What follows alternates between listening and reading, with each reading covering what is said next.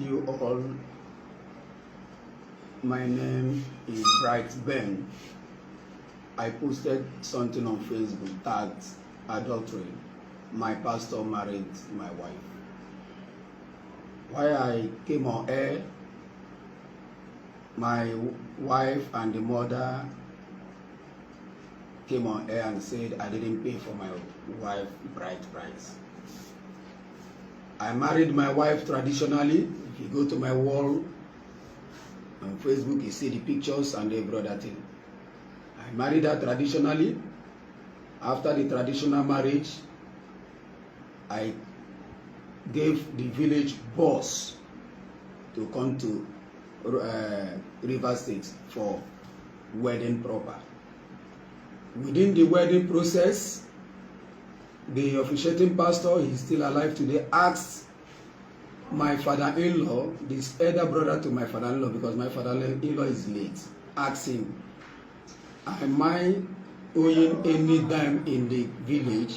He says no, the video is with me, the pictures is with me, my marriage certificate is with me. Have I finished everything that I am supposed to do in the village? The man says yes. We now proceed by joining us in holy matrimony. After that, we began to live as husband and wife. I am once a treasurer in Rumokrosi Youth Association. I am once a leader in oil mill. Because of the oil mill matter, they closed oil mill. I have been paying my mother-in-law every oil mill day through his son. The son worked for me in the market. I have been a friend to the family, and I have been a brother to the family. I love my wife so much. I've never laid my hand on her for the past since 12 years of marriage. We have 3 children, we lost 1. As it is, they came to her and say I didn't pay for her bride price. Look at how it happens. Before I said adultery, and my pastor married my wife. I had a problem with my wife for a year. She left my house, and out of our settlement, she gave me a condition for me to rent an apartment outside my community before she would come back. And before then, I've been attending World Bank Assembly, Pastor Moses Adayo's church. I've been worshiping there from Rumokrosi to Eneka. Then my wife gave me that condition. I accepted. I went and rent an apartment where I'm staying now, and she came back. I took her to World Bank. The first day we went to church, she went to church with me. I introduced her to the church members. After church service, I went to the pastor's office with her.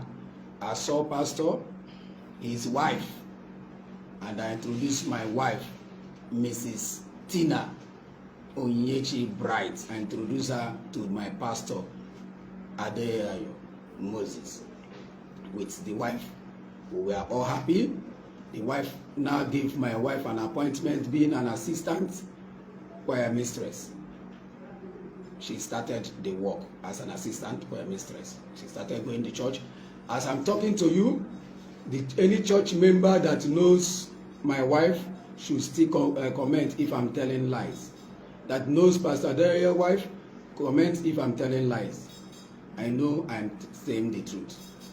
Today, the mother has come to her that I didn't pay for her daughter's head.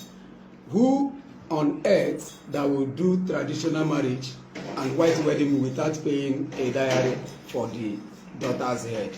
Nobody. The world should know that nobody does that.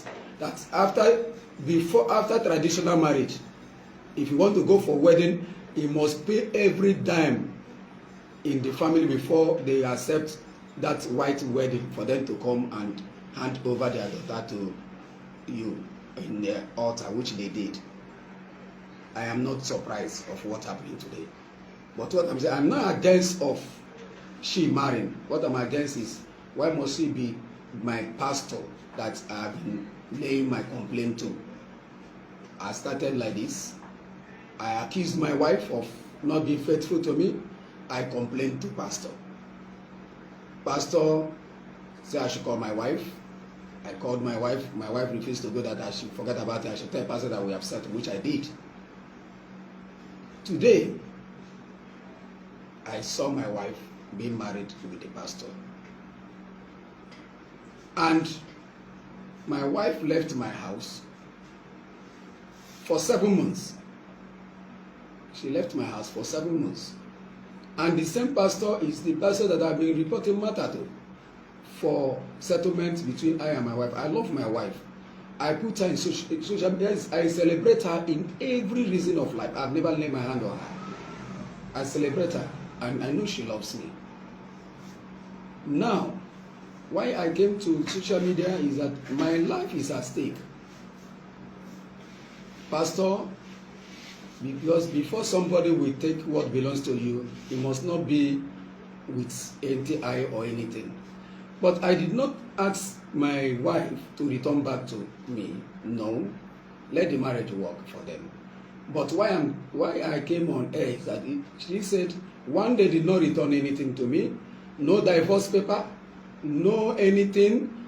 Even the person that I'm reporting my matter to was the person that married my wife, being the owner of the church, Pastor Moses Adayo, married my wife. And he is the person that I've been reporting my matter to. Each time I have problem with my wife, I will report to him. I gave my wife oath, tell her to take Bible. She took the Bible and swore that from today, she will not meet another man again. After that day, after 4 days, she took that oath, she left my house and stayed for 7 months. After the 7 months, what I'm saying is him, my pastor, wedding my wife. So I came now to tell them, to tell the public that this is how it happens. I am no more saying she should come back for me, but I'm telling the world so I came to tell the world that my life now is at stake. Because before somebody will take what belongs to you, he must prepare for you to die. But since they did not succeed of killing me, and I have seen it, let the world know that anything that happens to me, Pastor Moses Adayo is involved of it.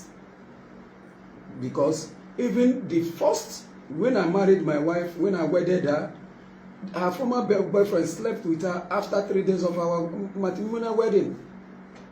And I took it with me that I asked her, she said it's a mistake, that her girlfriend set her up, that her girlfriend invited her chief bridesmaid invited her best friend, and she never knew that the boy is in her house. And when she went and she saw that the former boyfriend and the boy took advantage of her. The same my mother-in-law, I told her this particular matter. She said I should not worry, that is her friend. She said that they want to scatter my marriage, I should go on with my marriage, which I did. Nobody hear it. I've been holding my wife because I know I love her. But the same person I've been complaining my matter to, that is my pain. My pain is not for my wife to come back. My pain is not that I am the first person that have ever been divorced by a woman or anything, but I've not received any divorce paper. I've not received any message from the village that this marriage is over. My people did not know if the marriage is over or not. What I saw is my pastor, General Overseer, married my wife. It's wrong. It's wrong. That is my pain. That is my worry. That is where I'm capitalizing on. I'm not saying that I will marry by tomorrow. I will marry any time. So that is why I say let the world know that my life is at stake. It's after my life. Thank you. Thank you very much.